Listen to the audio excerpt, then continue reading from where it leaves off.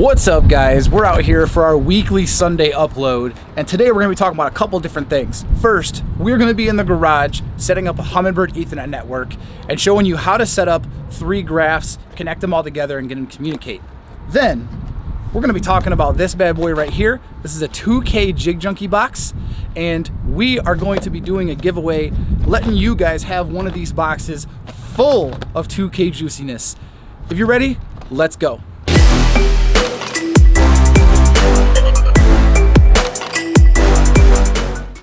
First I'll talk about the mount, talk about the graphs, and we'll talk about why they're back here. So, TH Marine Kong mount. It was actually on Black Friday sale. This is actually for a Triton. I took it and modified the plate that the bracket mounts to fit the nitro. I had to trim the bottom of it and actually cut the sides down just to make it fit properly, but that's all locked in there. That feels good. These Kong mounts actually, you can quick release all your graphs, so when you're not on the water, you can take them off and not risk them getting stolen. And they seem to hold up pretty well. We'll see if they hold up to Erie water. If not, we'll look at another solution, but I think right now we're good. You're probably wondering why 2 graphs. Reason is, what I've found is on Erie or certain water where we're kind of running through there really quickly, I've noticed that it's kind of aggravating to bounce back and forth on screens between the map, the 2D, the down imaging, and the side scan. So what I'm going to do is run just my mapping on this graph right here, and then this unit right here is going to be side imaging, down imaging, 2D. So I can flip through these while making sure on this graph that I'm actually getting to my waypoint where I want it, and then also making sure the waypoint's actually where my graph says it is. So if I'm graphing and I find a rock pile, that can be a 10-foot difference. So I want to make sure they're where they're supposed to be. And then when I put the 360 on the Ultrex, that is going to be, I guess you'd say, kind of the go-to as far as where the waypoints are at, because they'll show up in your casting rings on your 360 to show you where that waypoint actually is. What we're trying to do here is consolidate time flipping back and forth and making sure that I'm not missing any spots, but also make sure that I'm not really distracted with trying to flip through menus while I'm trying to keep my eyes also on the water ahead of me. So map waypoints here, and then all my sonar is going to be over here. On the front unit, I'm only using 2D and 360. I'm not using down imaging. I'm not using side imaging. On the front, I don't feel they're useful for down imaging or side imaging, when 360 is going to basically do that and tell me where the objects are out in front of me. And then at the same point in time, if I'm fishing, jigging off the front of the boat or drop shotting, I'm going to be using 2D most of the time anyways. So if I see fish on the radar, on the sonar, and I'm trying to bring them up, I'll go ahead and use 2D. The down imaging is great for finding structure and finding bottom, but when you have 360 and you have 2D, it almost doesn't really serve a purpose. All right, so what you're gonna find is that you actually have to hold this top collar as well as spin this bottom collar to get them to lock in, and you're really gonna wanna wrench those tight to make sure they don't come loose. So once I have this through here, I'm gonna go ahead and get to the end of the cable, and I'm gonna feed it right back through. I'll go on the inside and grab it, and we will hook it up. The hub is actually mounted right here above the kick plate for the driver, and it's mounted using some really heavy-duty Velcro that they sell at Lowe's. I'll try to find it and link it below, but I took some glass cleaner, cleaned off the top, took rubbing alcohol, cleaned that off, hit it with a heat gun to warm it up a little bit, heat up the module, stuck the tape to the module, and then put the module in here and kind of stuck it where I wanted it. So we've already ran power to it. What we did is we tapped into the factory fuse box right there. There's a couple open outlets. So there's an existing wire loom and cables that come up from the console all the way up front to here. They run all the way up for these switches. I'm gonna actually end up tying the cord, the Ethernet cord, up against that all the way down back to the console. This is what I'm talking about. You've got this little cable that runs all the way up this cable guide, and you're gonna actually take these cables and zip tie it to that all the way up to the front. Right now it's kind of loose just because I'm feeding everything through and getting everything connected. I also have to connect the 360, so I'm not gonna wire tie these zip ties up yet. I'm gonna wait until the 360's on and everything's connected, but that gives you kind of a general idea of where they're gonna go. Your locker still closes with the cables here. You're gonna wire clamp them here, and it's gonna actually keep them like this, close to the console, close to the floor. And then you actually feed it right here under the console. So just under the top here, you'll take the extra, you'll either spool it up there and zip tie it to some structure here, or you can spool them up inside here and zip tie them back up so that you don't have a lot of excess cable.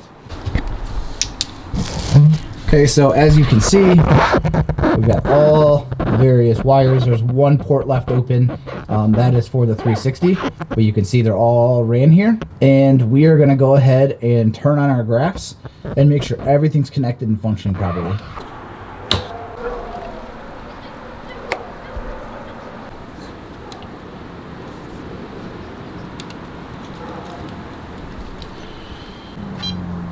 All right, so what you're gonna do, you're gonna come in here, you're gonna press, let me darken this up a little bit.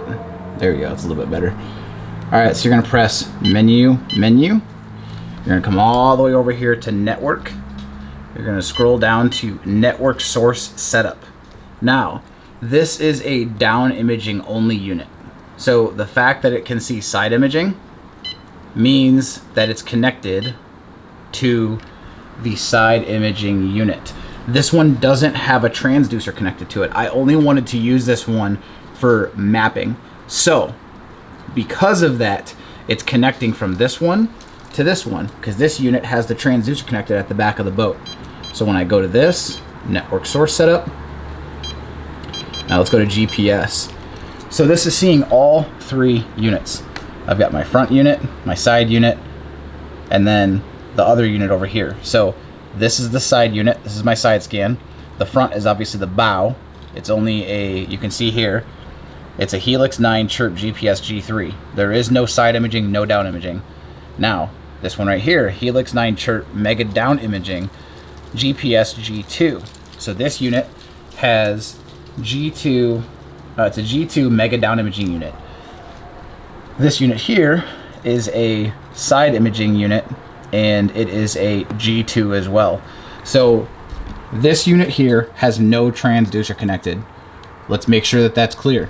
But if I go down 2D, now 2D, I can connect to the front unit. So that's telling me that all three units are connected to each other, which is, I mean, exactly what we want. Now the one thing I'll do in the GPS, these two units I'll probably leave alone, but the front unit I'll probably connect with this one. And the reason I'll probably do that is because when I'm waypointing from this unit here, when I set a waypoint, I want to be able to go back to it and not have a differential in size of the boat. The boat is 19 feet, so something on the very back of the boat setting a waypoint, there's going to be a 19-foot difference. Now, with 360, I'll be able to see it on the bow. But if you don't have a 360 unit, you may want to share your GPS just so that when you set a waypoint here on your front unit, when you're coming back to it, you're coming back to the same spot you waypointed on this unit here on the back of the boat so that you can cast right at it. So it's something to really take advantage of and maybe look at here. But as of right now, we're good. I mean, all three units are talking to each other. I can share information between the three. So we'll go ahead and test it out. You can see where we're at on our map. We're in the garage. You can see where we're at. I'm gonna go ahead and go out here on the side scan. I'm side scanning 50 feet each way. All right, so there's no waypoints currently, right? I'm gonna mark a waypoint. It's waypoint 296. So now when I come over to here, waypoint 296. So they are talking to each other. The one thing I'll probably do is double check. We'll go ahead and check on the bow and make sure the waypoint's there. So look at that, there it is, waypoint 296. So all three units are talking to each other and we're good to go.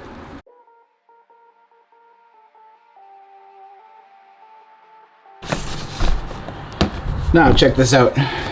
So we are partnered with 2K Jigs.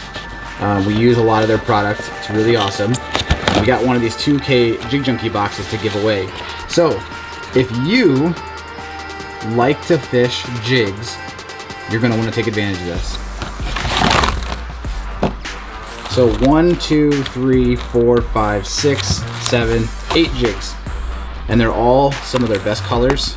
We've got, this is a 3/8 ounce finesse jig, hand-tied skirt. It's black and blue. We've got a deposit swim jig here. Nice green color. This one, obviously 3/8 ounce. You've got, this looks like the flipping jig. We've got a football jig in here, a red zone football jig. We've also got a Power Lock HD. So really cool thing about this jig, there's actually a screw lock. I don't know if you saw it in one of my last videos, that holds your trailer onto this jig so it can't come off. Looks like you got a little dock monkey in here. And then a little punk, which is a really small flipping jig. This one's 3/16 ounce. So really cool setup in here. Really awesome assortment of jigs.